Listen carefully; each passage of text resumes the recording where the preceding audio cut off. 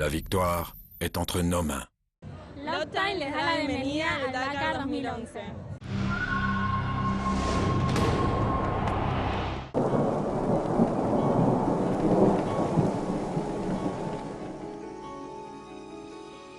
Chez les motos, c'est Cyril Desprez, vainqueur hier, qui a eu en charge d'ouvrir la piste. Le Français bien en jambes ce matin puisqu'il pointe en tête à km 32. Derrière lui à 39 secondes, Marc Coma et à plus d'une minute, Eder Rodriguez.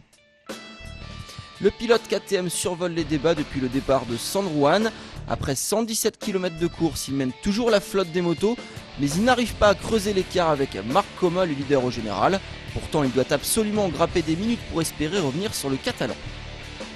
Belote et rebelote au premier, deuxième et troisième point de contrôle de la journée. Cyril Desprez est encore et toujours en tête. S'il garde ce rythme de croisière, le tricolore de Red Bull devrait logiquement remporter cette étape.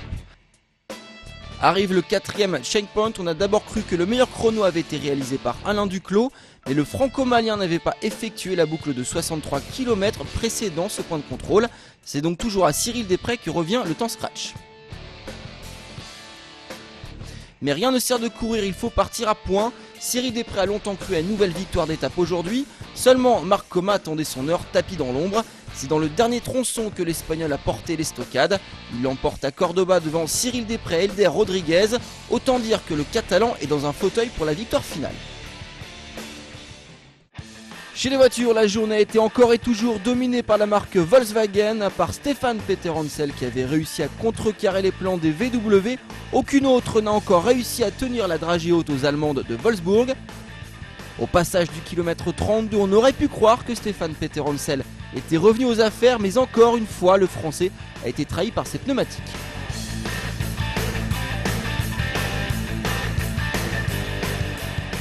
Résultat, la voie est toute tracée pour les Volkswagen. Seule différence par rapport à l'étape 11, l'ordre d'arrivée. Oubliez ses déboires d'hier, Carlos Sainz a remis les pendules à l'heure à l'arrivée à Cordoba. Il s'impose donc devant ses deux compères de VW, Giniel de Villiers et Nasser Al-Attiyah. Au général, par contre, pas de changement. Le Qatari est toujours leader et se dirige vers une première victoire en Dakar.